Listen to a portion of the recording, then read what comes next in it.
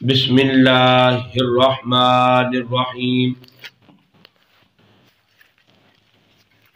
قال یا قوم اعبدوا اللہ ما لکم من الہ غیرہ قد جاءتکم بینۃ من ربکم فأوفوا الکیل والمیزان ولا تبخسوا الناس اشیاءهم ولا تفسدوا في الأرض بعد إصلاحها ذلك خير لكم إن كنتم مؤمنين۔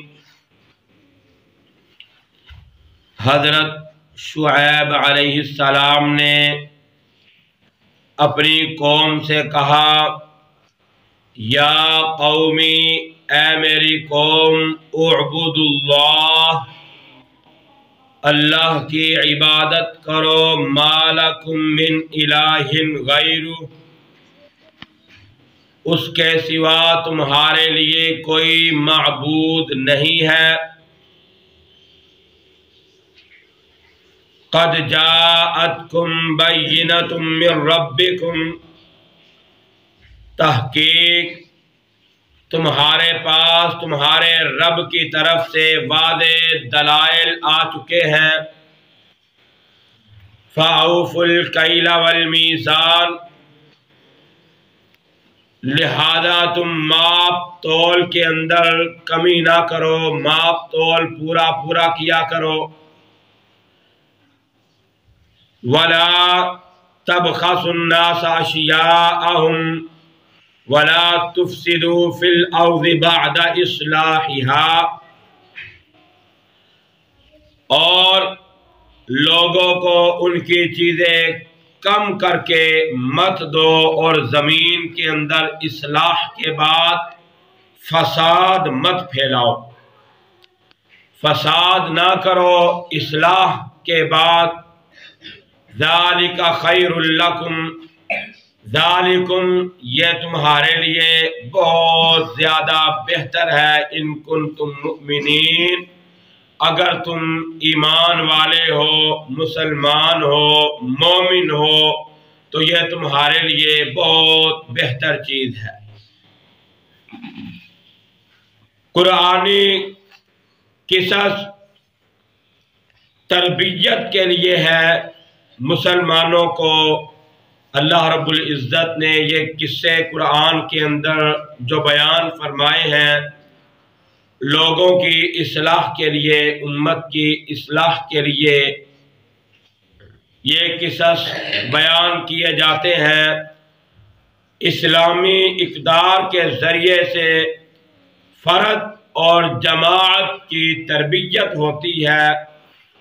ہر مسلمان کو قضاء و قدر میں اللہ رب العزت پر مطلق اعتماد رکھنے کی تربیت دینا اور اصلاح، نیکی کی دعوت دینا، فساد سے روکنا، منع کرنا، اور قرآنی قصص کے مقاصد جلیلہ، اس کا ایک مقصد قرآن مجید کے قصے، قرآن مجید کے یہ واقعات بیان کرنے کا مقصد یہ امت کو ان کی اصلاح کرنا اور خیر اور اصلاح کی دعوت اور نیکی کی ترغیب دلانا ہوتا ہے کہ لوگ نیکی کی طرف راغب ہو جائیں اور فساد مچانے سے اپنے آپ کو منع کریں، کیونکہ فساد سے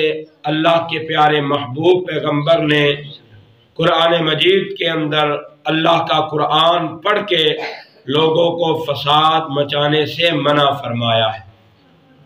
وَإِلَى مَدْيَنَ أَخَاهُمْ شُعَيْبًا قَالَ يَا قَوْمِ اعْبُدُوا اللَّهَ مَا لَكُم مِّنْ إِلَٰهٍ غَيْرُهُ قَدْ جَاءَتْكُم بَيِّنَةٌ مِّن رَّبِّكُمْ فَأَوْفُوا الْكَيْلَ والمیزان ولا تبخسوا الناس اشیاءهم ولا تفسدوا فی الارض بعد اصلاحها ذالکم خیر لکم ان کنتم مؤمنین۔ مدین قوم کو بھی ان کے بھائی شعیب علیہ السلام نے بھی اپنی قوم کو یہی دعوت پیش کی کہ اے میری قوم، یا قومی، اے میری قوم، اعبدوا اللہ، اللہ کی عبادت کرو۔ اللہ کی عبادت، نماز، تسبیحات، ذکر و اذکار کرنا، یہ بہت بڑی چیز ہے۔ اور پاک پیغمبر صلی اللہ علیہ وسلم نے فرمایا، جب بندہ اپنے رب کی عبادات کے اندر مشغول ہو جاتا ہے تو اللہ رب العزت کی رحمتیں بندے کے اوپر نازل ہونا شروع ہو جاتی ہیں۔ جب انسان اللہ کی عبادات کے اندر مشغول ہوتا ہے، نوافل پڑھتا ہے، ذکر و اذکار کرتا ہے، قرآن مجید کی تلاوت کرتا ہے، اللہ کی رحمتیں اس انسان کو گھیر لیتی ہیں، اور فرشتے اللہ سے اس بندے کے لیے دعائیں کرتے ہیں۔ اللہ اس اپنے بندے کو معاف کر دے، اس کے گناہ معاف کر دے، اس کے درجات بلند کر دے۔ اے اللہ، اس کو رزق کی فراوانیاں عطا کر دے۔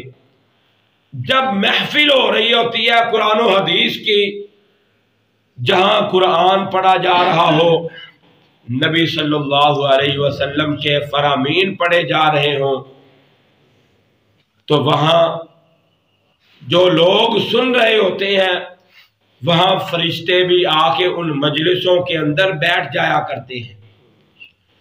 فرشتے بھی ان مجلسوں کے اندر قرآن و حدیث کی تعلیم سننا شروع کر دیتے ہیں، اور جب فرشتے اللہ کے پاس جاتے ہیں، اللہ پوچھتے ہیں، اللہ کو معلوم ہوتا ہے میرے فرشتے کہاں سے آئے ہیں، کیا سن کے آئے ہیں، لیکن اللہ پھر سوال کرتے ہیں فرشتوں سے، اے میرے فرشتوں، کیا کر کے آئے ہو، کیا دیکھ کے آئے ہو؟ اللہ تیرے بندوں کو دیکھ کے آئے ہیں، وہ قرآن و حدیث کی مجلس میں بیٹھ کر تیری یاد کے اندر، ذکر و اذکار کے اندر مشغول تھے۔ اللہ فرماتے ہیں، اے میرے فرشتوں، گواہ ہو جاؤ، میں نے ان سب بندوں کو معاف کر دیا۔ فرشتے کہتے ہیں، اے اللہ، ایک آدمی وہ وہاں بیٹھا نہیں تھا، وہاں سے گزر رہا تھا اور تھوڑی دیر کے لیے بیٹھا تھا۔ اللہ فرماتے ہیں، میں نے اس کو بھی معاف کر دیا جو تھوڑی دیر کے لیے آیا تھا۔ اس لیے یہ قرآن و حدیث کی مجلسیں جو ہوتی ہیں، یہ بڑی سعادت والی اور بابرکت مجلسیں ہوتی ہیں۔ ان کے اندر خود بھی شریک ہونا چاہیے، اپنے بچوں کو بھی ان مجلسوں کے اندر شریک کرنا چاہیے۔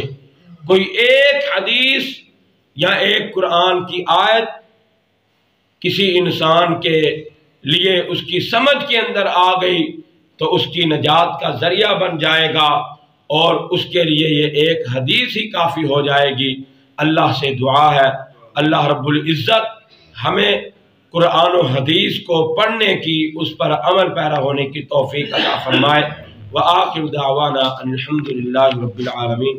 بسم اللہ الرحمن الرحیم۔ الحمدللہ رب العالمین۔ یا رب لک الحمد کما ینبغی لجلال وجہک وعظیم سلطانک۔ اللہم صلی علی محمد وعلی آل محمد کما صلیت علی ابراہیم وعلی آل ابراہیم انک حمید مجید۔ اللہم بارک علی محمد وعلی آل محمد کما بارکت علی ابراہیم وعلی آل ابراہیم انک حمید مجید۔ اذہب البأس رب الناس واشف انت الشافی لا شفاء الا شفاؤک شفاء لا یغادر سقما۔ اللہم اشفنا فإنک خیر الشافعین۔ اللہم اشف مرضنا ومرضى المسلمین۔ اے میرے اللہ، ہمارے بیماروں کو شفاء اجلا کاملہ نصیب فرما، جتنے بھی مسلمان پریشان حال ہے پریشانیوں سے نجات عطا فرما۔ اے میرے اللہ، جو گھروں میں ہسپتالوں میں مسلمان مرد حضرات عورتیں، بچے، بوڑھے، جوان، جو بھی گھروں میں ہسپتالوں میں مارے ہیں، میرے اللہ سب کو شفا اجلا کاملہ نصیب فرما، سب کو صحت والی لمبی زندگی عطا فرما۔ اے میرے اللہ ہمارے فوت شدگان کی مغفرت فرما، میرے سمیت جن کے والدین، رشتہ دار، عزیز و اقارب فوت ہو گیا میرے اللہ سب کی مغفرت فرما۔ جن کے والدین زندہ ان کو اپنے والدین کی خدمت کرنے کی توفیق عطا فرما۔ اے میرے اللہ ہماری اولادوں کو ہدایت نصیب فرما، اولادوں کو نیک بنا، باعمل بنا، نیکیاں کرنے کی توفیق عطا فرما۔ اے میرے اللہ ہماری نیکیوں کو، ہماری نمازوں کو، ہمارا قرآن و حدیث پڑھنا اپنی بارگاہ کے اندر قبول فرما۔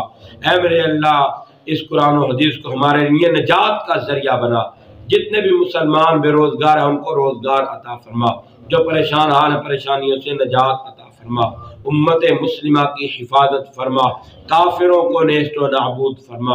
اے میرے اللہ فلسطین کے اندر، برما کے اندر، جہاں جہاں بھی مسلمانوں پر ظلم ہو رہا ہے ان تمام ظالموں کو، اسرائیل کو نیست و نابود فرما، مظلوم مسلمانوں کی حفاظت فرما، جو مسلمانوں کے ساتھ تعاون کر رہے ہیں، فلسطینیوں کے ساتھ جو تعاون کر رہے ہیں ان کے ساتھ کھڑے ہیں، اے میرے اللہ ان کی غیبی امداد فرما، اے میرے اللہ ان کی غیبی امداد فرما، ہماری دنیا اور آخرت کو بہتر فرما۔